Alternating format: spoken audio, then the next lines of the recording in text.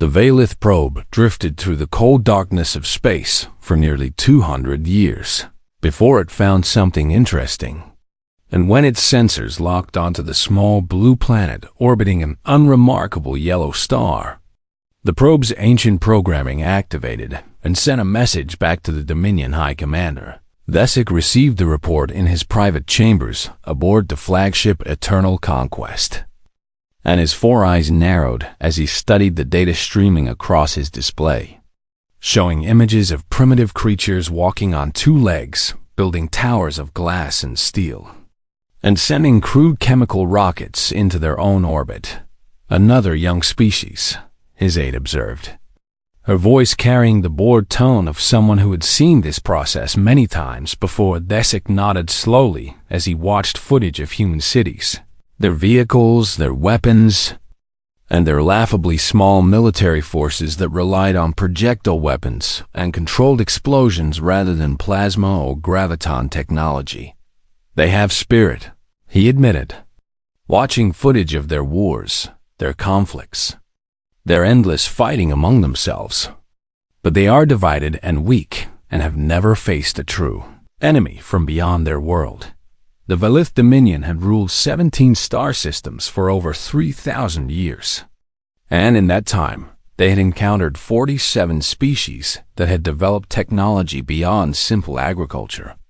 And every single one of those species now served the Dominion as workers, soldiers, or entertainment. The process was always the same. And it always worked. First came the demonstration of power, a reminder that the universe was vast and dangerous, and that the Dominion offered protection in exchange for obedience. And then came the offer of surrender, presented as mercy, and finally, for those foolish enough to resist, came a correction. Thesic had personally overseen 11 corrections in his long career, and he had never lost sleep over any of them because inferior species needed guidance.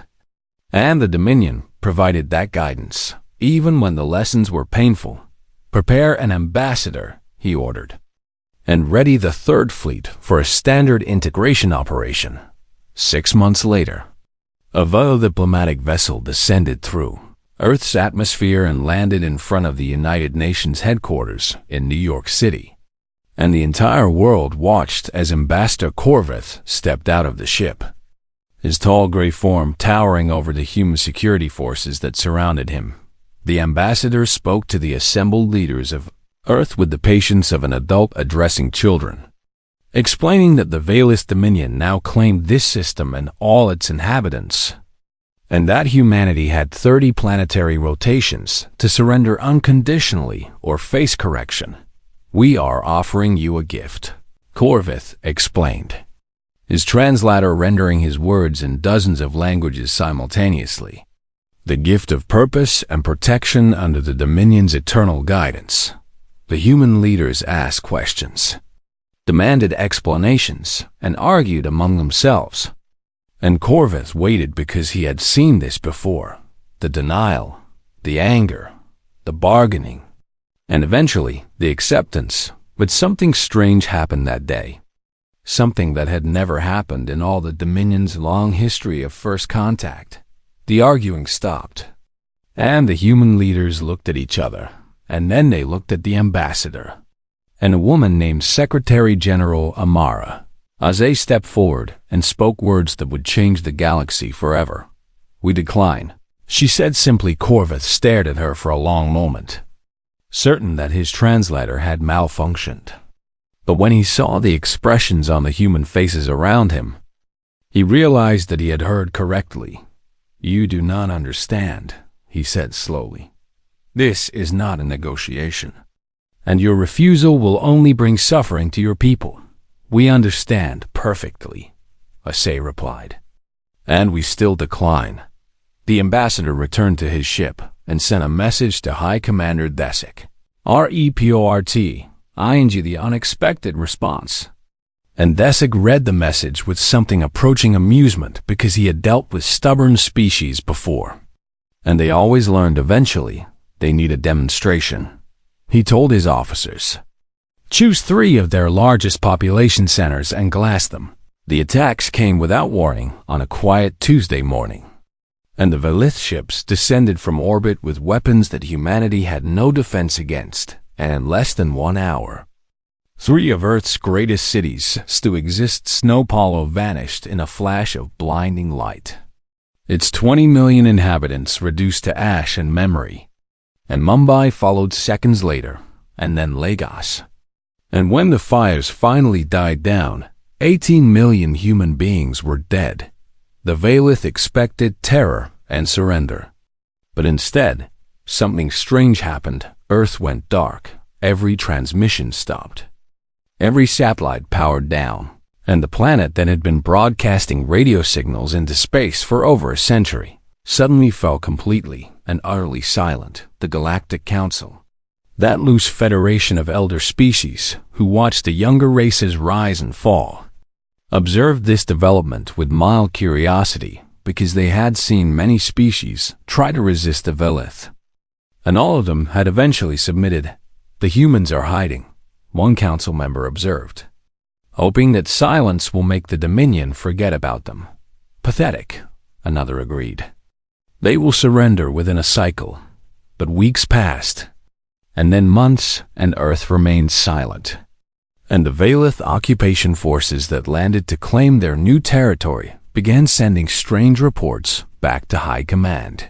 The humans were not surrendering, and they were not hiding, and they were not afraid. They were preparing in bunkers deep beneath mountains and deserts, in facilities that no satellite could detect, in laboratories carved from solid rock. Humanity had begun to work. And the fury that burned in every human heart was colder and darker than any alien had ever witnessed. They would not negotiate, and they would not surrender, and they would not forgive. The Velith had made the worst mistake in the history of their dominion, and they did not even know it yet because they had assumed that humanity would break like every other species. Instead, humanity simply stopped pretending to be civilized. 3 Earth years had passed since the burning of the cities, and High Commander Desik sat in his command chair aboard the Eternal Conquest, reading reports that made no sense to him. The occupation of Earth should have been simple, a routine matter of establishing control and beginning the integration of a new servant species into the Dominion. But instead, his forces were dying. Private Cathis vanished on patrol near the ruins of Lagos, and his squad found no trace of him, not even a bloodstain. Just empty armor lying in the dust like a discarded shell. Lieutenant Vorak's supply convoy disappeared in the mountains of what the humans called Colorado. And when search parties investigated, they found the vehicles destroyed and the supplies taken. But no bodies and no witnesses. Captain Threnis led a company of 100 soldiers into a human settlement to collect tribute, and none of them ever came out. And when reinforcements arrived, they found the settlement empty, as if the humans had never been there at all. "They are ghosts," Desik's aide whispered one evening, her voice trembling with fear she could not hide. "They strike from shadows and vanish like smoke. They are primitives," Desik snapped back. "Nothing more than animals with clever tricks." But even he was beginning to wonder if he had underestimated these strange two-legged creatures who refused to accept their place in the natural order across the galaxy. The other species watched and whispered among themselves, because this had never happened before, and they did not know what to make of it. The Korvathi, an ancient race of traders who had survived by never taking sides, sent a spy drone to observe Earth from a safe distance, and the images it returned were disturbing. The humans had not surrendered, and they had not fled, and they had not begged for mercy, but instead, they had simply adapted to their new reality with a speed that defied all logic. In 3 short years, they had reverse-engineered Velith energy weapons and built their own versions that were somehow more powerful than the originals. They had captured a damaged patrol ship and torn it apart piece by piece until they understood every system. And then they had built copies, and then they had improved upon those copies. They had cracked the mathematics of faster-than-light travel, a feat that had taken the Valith 500 years. And they had done it in less than 30 months, using captured data and pure desperate determination. "This is impossible," the Kovathi spymaster said when he reviewed the footage. "No species advances this quickly. The humans have motivation," his colleague replied. "They are not racing toward discovery for curiosity or profit, but running from extinction. And that is a very different kind of fuel. Deep in the asteroid belt between Mars and Jupiter, hidden from every scanner and sensor the Valith possessed, humanity was building something that would change everything. The construction yards stretched across thousands of kilometers, using mining equipment that had been designed to extract ore from space rocks, but had been converted to manufacture war machines on a scale that no one had ever attempted. Ships took shape in the darkness, hundreds of them, crewed by volunteers who had lost families in the burning cities, commanded by officers who had buried children and parents and lovers, and who carried a cold fury in their hearts that nothing could extinguish. Admiral James Okonkwo stood on the bridge of the first completed warship, looking out at the fleet that was growing around him, and he thought about his daughter Adaze, who had been visiting her grandmother in Lagos. When the fire fell from the sky, she had been 11 years old, with bright eyes and a laugh that could light up any room. And now she was ash, and the beings who had murdered her were still walking on his planet, as if they had done nothing wrong. "How many ships are ready?" he asked quietly. 47 combat vessels, his executive officer replied, "with another 60 in final assembly, and the construction rate is increasing every week." "It is not enough," Okonkwo said. "Not yet." He turned to face his crew, men and women from every nation on Earth, united now by a shared loss and a shared purpose that made all their old conflicts seem meaningless. "We will be patient," he told them. "We will be thorough, and when we finally move, we will show them what happens when you murder the children of Earth." On Valeth Prime, the homeworld of the Dominion, Emperor Kreth received increasingly alarming reports from the occupation forces on Earth. Reports of missing soldiers and stolen equipment and a human population that seemed to be shrinking, as if they were being swallowed by the ground itself. "Send reinforcements," the Emperor ordered. "Send the Second Fleet and crush this rebellion before it spreads." The Second Fleet was the pride of the Dominion. 400 warships crewed by veterans of a dozen conquests. And it had never known defeat, and when it departed for Earth, the galaxy assumed that humanity's brief moment of defiance was about to end. The fleet arrived in Earth orbit on a cold December morning, weapons charged and ready to burn every city on the planet until the humans finally surrendered. But the planet below was silent and empty, and the only transmission they received was a recorded message, repeating on every frequency in every known language, "You taught us the rules of your galaxy." The message said in a human voice that was calm and cold and utterly without mercy, "And we are fast learners." The Valith admiral laughed at the message, dismissing it as primitive posturing, and he ordered his fleet to begin orbital bombardment. He never gave the second order, because at that exact moment, the human fleet emerged from behind Jupiter and began its advance toward Earth. The war was about to begin. Admiral Vorath of the Valith Second Fleet was a veteran of 30 years of interstellar warfare, and he had never lost a battle. And he did not intend to start today. Primitive vessels approaching from the outer system, his sensor officer reported, her voice carrying a hint of amusement. Approximately 150 ships of unknown design. Vorath studied the tactical display and felt a moment of satisfaction because the humans had clearly built their little fleet in secret, probably hoping to catch the Dominion by surprise. But they were outnumbered nearly 3-1, and their technology was surely inferior. "All ships form standard battle formation," he ordered. "We will end this quickly, and then glass the rest of their miserable planet." The human fleet approached in a formation that Varath did not recognize, spread out in a wide arc that seemed designed to minimize the effectiveness of concentrated fire. And for a moment, he wondered if they even knew how space combat worked. Then the shooting started, and Varath realized that he had made a terrible mistake.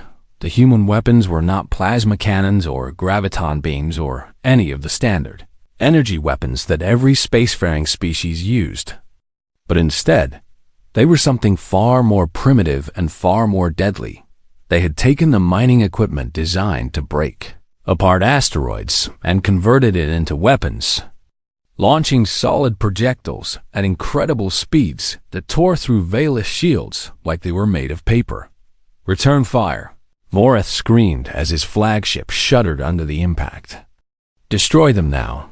But the human ships were already moving, dancing through space with an agility that should have been impossible, exploiting the gaps in Veilith formation with a precision that spoke of endless practice and desperate preparation.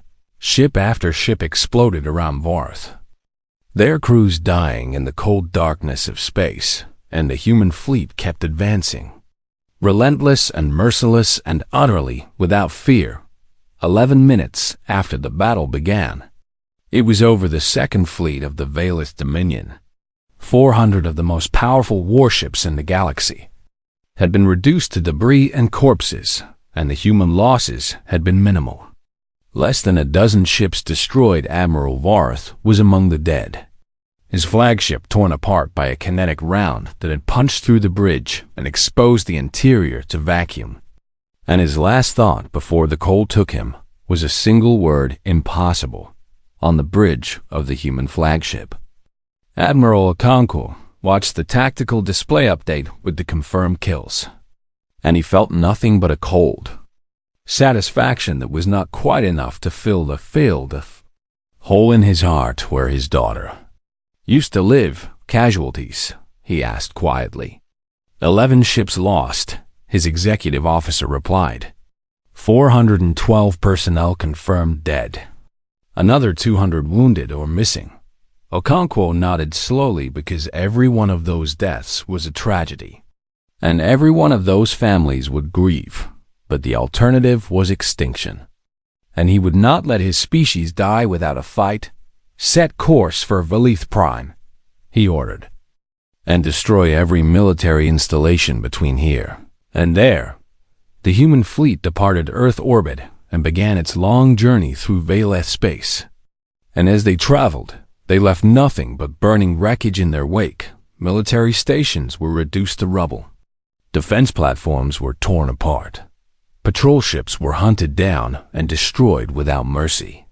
And the message was clear to anyone watching: humanity was no longer defending itself, but attacking with a fury that had never been seen before in the long history of galactic civilization. On Neutral Station 7, the Galactic Council convened an emergency session, and species that had not spoken in millennia gathered to discuss this unprecedented development. They should have surrendered, the Veilith representative said, his voice trembling with fear and rage. They were supposed to surrender like all the others. They did not, the Korvathi ambassador replied calmly. And now they are coming for your homeworld? And there is nothing you can do to stop them. The council must intervene, the Valiuth demanded. This aggression cannot be allowed to continue.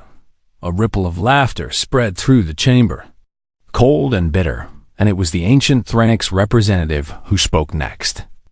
A voice carrying the weight of 10,000 years. "You burned their cities and murdered their children," she said. "And now you ask us to save you from the consequences of your actions. The council exists to maintain order." The Veilith protested. "The council exists to observe," another voice interrupted. And the chamber fell silent as a holographic display activated, showing a human woman in a military uniform with eyes like frozen steel. Ambassador Uelian Chun addressed the council from the bridge of a human warship, her voice calm and measured and absolutely terrifying. "You all watched them burn our cities," she said. "You had the power to intervene. You had the technology to stop them, and instead, you chose to observe and document our suffering. Like scientists watching insects die, we do not involve ourselves in the affairs of younger species, the Threnix replied. Though her voice carried a hint of shame, we know, Chum said.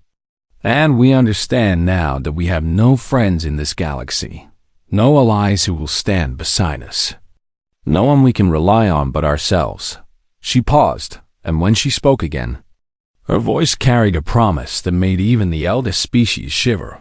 We are going to show you what happens when humanity has no one to rely on but itself, she said. Watch closely, because we want you to remember this moment forever. The transmission ended, and the council sat in silence, watching the tactical displays that showed the human fleet advancing toward Valeth Prime.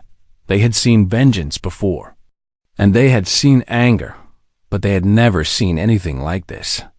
And deep in their ancient hearts, they began to understand that something fundamental had changed in the galaxy. Emperor Kreth stood on the observation deck of his palace, watching the sky above Valeth Prime fill with the defensive fleet that would protect his world from the human invasion. Every ship in the Dominion had been recalled. Every reserve vessel pressed into service. Every weapon platform activated and aimed at the heavens. Because the Emperor understood now that he had awakened something terrible, and he would need every resource at his disposal to survive. 3,000 warships, his military advisor reported, plus orbital defense platforms, ground-based weapons, and the planetary shield generator. It will be enough, Kreth said. Though his voice carried more hope than certainty, the humans destroyed the second fleet in 11 minutes. The advisor reminded him quietly. They caught us by surprise, the Emperor snapped. It will not happen again.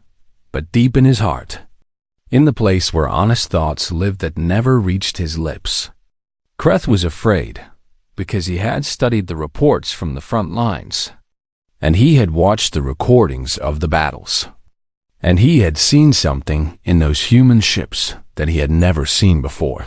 Other species they had conquered had fought with desperation, clinging to life because all living things feared death. But the humans fought with something different, something colder and darker. They fought like they did not care if they died, like they had already accepted their own death and simply wanted to take as many Valeth with them as possible. 3 days later, the human fleet arrived. They emerged from faster-than-light travel in a perfect formation. 137 surviving warships facing 3,000 Valeth vessels, and for a moment, silence hung over the battlefield like a funeral shroud. They are outnumbered 20-1. The Valeth admiral commanding the defense fleet observed. This is suicide. All ships engage, Emperor Kreth ordered from his palace below. Destroy them all. The battle for Valeth Prime lasted 6 hours, and it was the most brutal engagement in the history of galactic warfare. Humans did not fight like any species that Valeth had encountered before, because they did not protect their damaged ships or retreat when they took casualties, but instead, they pressed forward with a relentless fury that seemed almost supernatural. When one ship was crippled, its crew would aim the wreckage at the nearest enemy vessel and detonate the reactors, turning their own deaths into weapons. When a squadron was surrounded, they would fight to the last ship, taking dozens of Valeth vessels with them before finally falling silent when their weapons ran dry. They would ram their enemies, sacrificing themselves to open holes in the Valeth formation. Admiral Okonkwo commanded the battle from the bridge of his flagship, watching the tactical display with eyes that had not slept in 30 hours. And he thought about his daughter as each Valeth ship died. This is for a days, he whispered to himself. And for every child who burned in the fire that fell from your sky. The Valeth fought with everything they had, but it was not enough, because they were fighting for survival, and the humans were fighting for something more. They were fighting for revenge. And there is no force in the universe more powerful than a species that has nothing. left to lose when the sun rose over Valith Prime. The orbital battle was over, and the human fleet controlled the space above the enemy homeworld. And the only Valith ships that remained were burning wreckage drifting through the void. "We have lost 83 ships," the executive officer reported quietly. "Over 12,000 personnel killed." Okonkwo nodded, feeling each of those deaths like a wound in his soul, because he had ordered those people into battle, and they had died following his commands, but the alternative had been extinction. And he would carry this weight for the rest of his life. "Begin precision strikes on all military targets," he ordered. "Weapons factories, bases, command centers, anything that can be used to rebuild their war machine." "What about civilians?" someone asked. The bridge fell silent, and every officer turned to look at the admiral, waiting to see if humanity would become the very thing they were fighting against. Okonkwo thought about his daughter again, about her bright smile and her infectious laugh. And he thought about 80 million people who had died in the burning of the cities. And he felt the cold rage in his heart, demanding that he return the favor tenfold. But he also remembered who he was, and who his daughter had been, and what kind of person she would have wanted him to be. "We are soldiers," he said slowly, "not murderers, and we will not kill civilians. Not even theirs." The precision strikes began, and one by one, every military installation on Valith Prime was reduced to rubble. Every weapon factory burned, every shipyard destroyed, every command center erased from existence. Emperor Kreth watched from his palace as his empire crumbled around him. And finally, when there was nothing left to fight with, he broadcast a message of surrender on every frequency. "We surrender," he said, his voice breaking with despair. "Please, we surrender unconditionally." Admiral Okonkwo received the message on his bridge, and he stared at the words for a long moment before responding. "You have no military left to surrender," he said coldly. "You have no fleet. You have no orbital infrastructure. You have no weapons. Your empire is over. What do you want from us?" the emperor begged. "We will give you anything." "We want nothing from you," Okonkwo replied. "We are not here to conquer or enslave or colonize, because we are not like you, and we never will be." "Then why?" Kreth asked, confusion mixing with his terror. "Because you needed to learn," the admiral said. And so did everyone else who was watching. The human fleet departed Valith Prime without landing a single soldier on the surface, leaving behind a broken empire and a message that would echo across the galaxy for centuries. They transmitted the complete record of the war to every civilization in known space. Every battle, every casualty, every moment of the conflict. That had transformed humanity from a primitive species into the most feared force in the galaxy. The message was simple and clear, and absolutely unforgettable. "This is what happens when you attack our home." 50 years had passed since the fall of the Valith Dominion, and the galaxy had changed in ways that no one could have predicted. Humanity now occupied 12 colony worlds spread across 3 star systems. Their population had recovered from the losses of the war, and their technology had advanced to match or exceed any species in known space. They had rebuilt Snow, Palo and Mumbai and Lagos, monuments to the dead rising from the ashes of the old cities. And every year on the anniversary of the attack, the entire species observed a moment of silence that lasted exactly 1 hour. The same amount of time it had taken for 18 million people to die. The humans traded freely with other species, sharing technology and resources with a generosity that surprised everyone who remembered the war. And their humanitarian aid programs had saved 3 civilizations from extinction events that would have wiped them out completely. They were kind and helpful and peaceful, and they smiled easily and laughed often, and anyone meeting them for the first time might think they were the gentlest species in the galaxy. But the other species knew better. and they never forgot when a human ship entered a star system. Other vessels moved out of its way without being asked, giving it a wide berth that was not quite fear, but was certainly respect.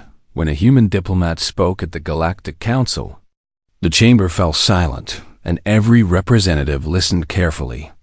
And suggestions made by humans were rarely challenged or refused when a territorial dispute arose between two species. Both sides would often ask for human mediation, because everyone knew that humans kept their word and punished those who broke theirs. The elder races called this phenomenon the Long Quiet, the unprecedented period of peace and stability that had settled over the galaxy after humanity demonstrated exactly how far it was willing to go to protect itself. No one attacked human worlds, and no one threatened human interests, and no one tested whether the species that had destroyed an empire in a year was truly as peaceful as it now appeared on Neutral Station 7. The same place where Ambassador Chun had delivered her warning 50 years before. A diplomatic reception was taking place, celebrating the anniversary of a trade agreement between humans and the Corvathi ambassador Elena Okonkwo. Granddaughter of the legendary admiral, moved through the crowd with the easy grace of a career diplomat, shaking hands and exchanging pleasantries with representatives from a dozen species. She had her grandfather's eyes. People often said, that same calm intensity that could be warm and welcoming one moment and absolutely terrifying the next. A young Corvathi diplomat approached her, barely out of training and clearly nervous about speaking to a human of such high rank. And Elena smiled kindly to put him at ease. Ambassador Okonkwo, the young Corvathi said, stumbling slightly over the human syllables. I hope I am not being rude, but I have always wondered about something. You may ask, Elena said, sipping her wine. I was born after the war, the diplomat said, and I have studied the history. But I still do not understand why other species treat humans so differently, why they are so careful around you, when you have been nothing but kind and helpful for my entire lifetime. Elena looked at the young diplomat for a long moment, and her expression shifted into something unreadable. Do you know the story of my grandfather? She asked quietly. Admiral James Okonkwo, the Corvathi said, nodding eagerly. The hero of the war, the commander who destroyed the Valeth fleet. Do you know that he never forgave himself for the lives lost under his command? Elena continued, that he spent the rest of his life helping to rebuild what the war had destroyed, that he dedicated everything he had to ensuring that no species would ever need to suffer what humanity suffered. I did not know that. The diplomat admitted. He was a kind man, Elena said. The kindest man I have ever known, and he taught me that true strength is not about the capacity for violence, but about the discipline to use that capacity only when absolutely necessary. That is a beautiful philosophy, the Corvathi said, relaxing slightly. It is, Elena agreed, and then her eyes changed, becoming colder and harder just for a moment, just long enough for the young diplomat to see something ancient and terrible lurking behind her gentle smile. But my grandfather also taught me something else, she said softly. He taught me that we must always remember what we are capable of, not to celebrate it, but to ensure that we never lose the capacity for it. Because the galaxy is vast and dangerous, and there are always those who mistake kindness for weakness. The young Corvathi swallowed hard, suddenly understanding why his elders had always spoken about humans with such careful respect. The other species remember what we did to the Valeth, Elena continued, her voice returning to its normal warmth. They remember that we were a primitive species that had never left our own solar system, and in less than a year, we completely destroyed an empire that had ruled 17 star systems for 3,000 years. That is why they are afraid of you. The diplomat whispered, not afraid, Elena corrected gently. Just respectful. Just respect, because they understand that we are kind by choice, not by nature, and that if anyone ever forces us to make a different choice, we will not hesitate." She smiled again, the warmth returning to her eyes, and she raised her glass in a friendly toast. "But that is enough talk of dark history," she said cheerfully. "Tell me about your homeworld. I have heard that the coral forests are beautiful this time of year." The young diplomat nodded and began describing his home, grateful for the change of subject, but somewhere in the back of his mind, he now understood something that he would never forget. Humanity was kind and generous and peaceful, and they had been nothing but good neighbors for 50 years. And everyone who met them could see the warmth in their smiles and hear the sincerity in their laughter. But underneath all of that kindness, buried deep where only those who looked carefully could see it, there was something else. Something cold and ancient and utterly without mercy. And the galaxy remembered. Even if it never spoke of it, that humanity's peace was a choice, and that the species which had taught them the rules of galactic civilization had learned a lesson that would echo through the stars forever. Do not wake the sleeping giant, because once it rises, nothing can put it back to sleep. And that was why, 50 years after the war, the galaxy remained quiet and humanity smiled. And everyone pretended that they had forgotten what those smiling creatures were truly capable of, but no one had forgotten. No one ever would.